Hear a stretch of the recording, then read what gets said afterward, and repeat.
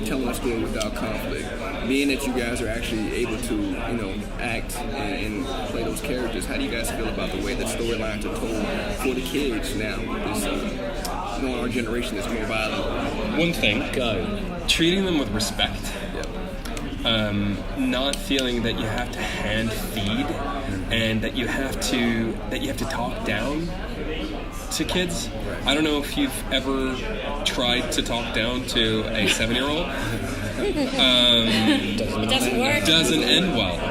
And I'm not going to give specifics, but I have seen a lot of shows out there that feel the need to do that and kind of don't treat them as somebody who they're learning. They are, and we're there to entertain. We're there to sort of show how to solve situations, ask for help, and work together. And it's really, really important lessons.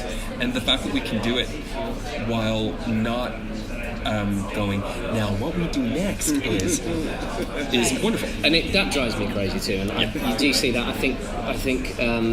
And let's be honest, modern times that people are too scared to they have to tick all the boxes and make sure that you can't say this to kids and do that. No, I mean when we were younger, there were a slew of cartoons that didn't do that, and they told this real story instead of patronising the most intelligent demographic on the planet, and that's kids. Their brains are sponges, and they will soak everything in. So Watership Down was a step too far. That was I don't know if you've seen it, but that was just like rabid death, just everywhere. So that was too much. Bambi. Right? But it taught you a valuable lesson. Yes, you don't want to be sheltered from that because then you won't learn. So that's. But it's absolutely true, and I think you guys are in agreement, and exactly like you said, David. It's we do it in a way that is not patronising, and it doesn't even. It sounds really cliche, but because it is a really entertaining show, it doesn't feel like you're being spoon-fed yeses and nos. I think it's a natural progression, and to be perfectly honest, I think kids watch it and the adults analyse it. They don't. They just enjoy it for a product, and they don't think, well, that was good, but I didn't like being spoon-fed, or I didn't. They watch it and they enjoy it, and I think that's a testament to the writing. You guys haven't had your panel yet, right? It's coming up. Okay. Are you a little afraid? Because I've actually been at panels with kids here, and they are the most demanding in those panels. They will not take talking around things. I'm not going to. Thanks For an answer. Thank you so much for that. No pressure. No pressure. But they'll ask the most probing questions that you would never. And they will not take no. My love life has nothing to do with you. Stop. I date. I don't know why she left me. Thanks, Sebastian, who's 9. No, I'm excited. I think this is just the best place for really die-hard fans of anything. So I'm looking forward to being put on the spot. Really, I think it's nice when people care. Is this your first Comic-Con? Yeah. So are you totally geeking out in some of the stuff, or you've not seen any? We haven't. We're geeking out at the separate. So the Amazon Village is. I don't know. It's amazing. It's amazing. So I've posted a few pictures to Twitter. Yeah. It's incredible. Those guys at Weta have absolutely nailed it, and Amazon too. But we were talking to some other people, and it's kind of thing is that when we were, I'll speak for myself. When I was young, I felt it was sitting in your basement, and when you liked geeky sci-fi things, it wasn't cool. It didn't feel cool, at least the people that I hung out with. And now it is seriously, it's the mothership. It is where where popular culture is keeps on getting reborn. It does, and It's the majority now.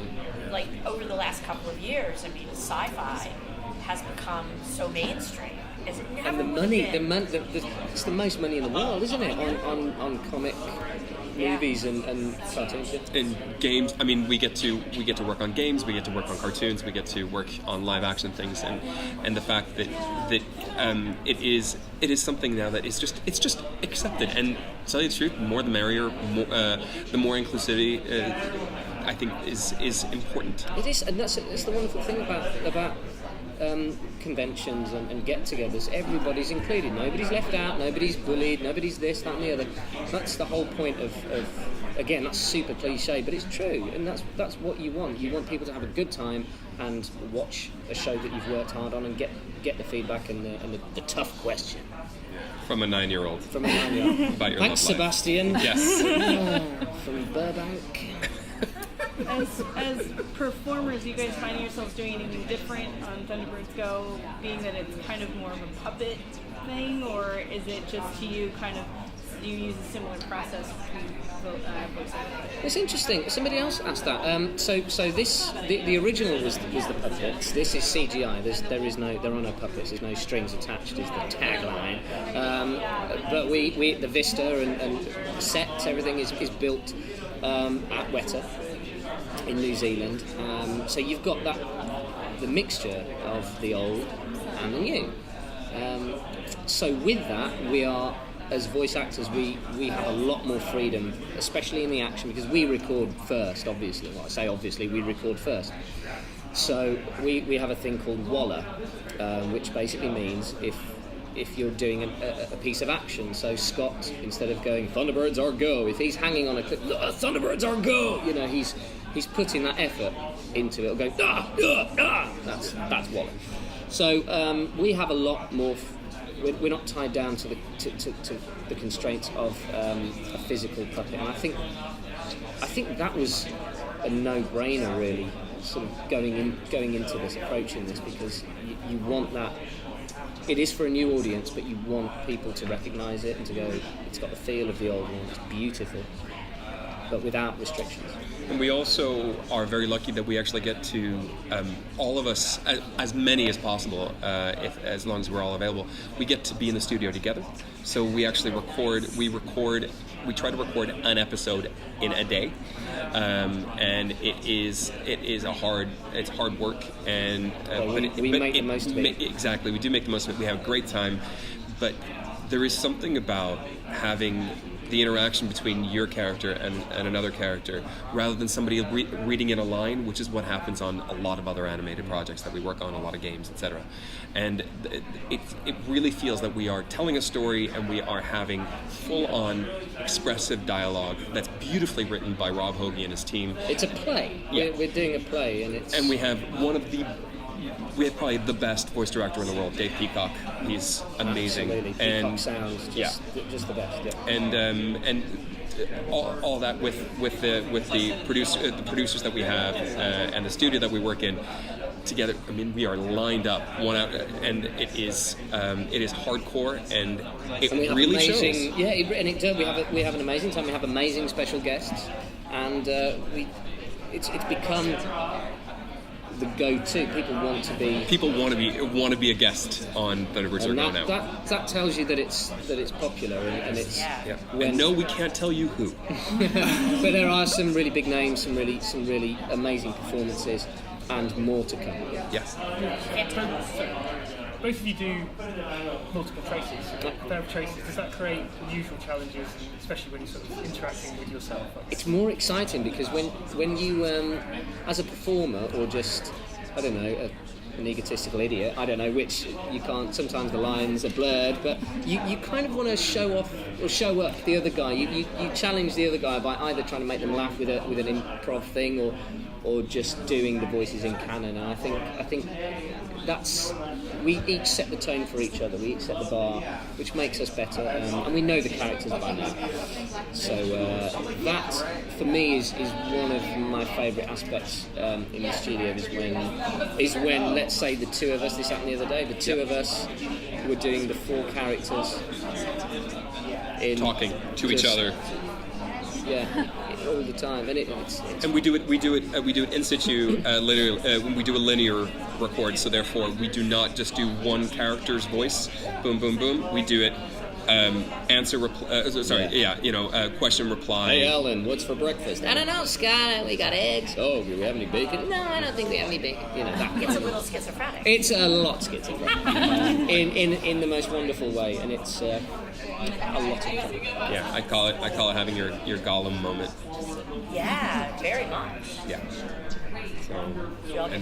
And it's something that you dream about doing, especially in our line of work, and you're also petrified of because you don't want to go in and they go, you know what, let's just record one voice at a time, and then but thankfully it was expected of us. I mean, Raz is a human jukebox, so he's always fine, but you come in there and you're like, I better up my game.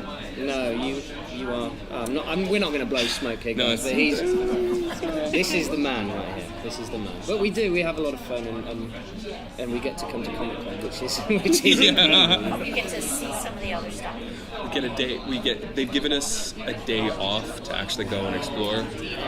So I can't wait. I'm not sure what to expect. It's busy. I'm guessing busy. I'm actually a little bit scared because I have wanted to come to Comic-Con for as long as I can remember, and the fact that I'm here, I still don't quite believe it because. No, I don't. Because 20-something hours ago, 20-something hours ago, we were in London and, just like getting through traffic there, and suddenly we're in San Diego getting through traffic here. 4 minutes late. Yeah, pretty much. Thank you, you too. So you're recording in London. Have you had a chance to get down to New Zealand to see we have not yet. We I keep pushing that. Yeah, you are. We'll make that happen because we have to see it. We have to see it. We have to go down. At some point, yeah. What a workshop! I mean, a personal tour from Sir Richard Taylor, maybe. It wouldn't suck.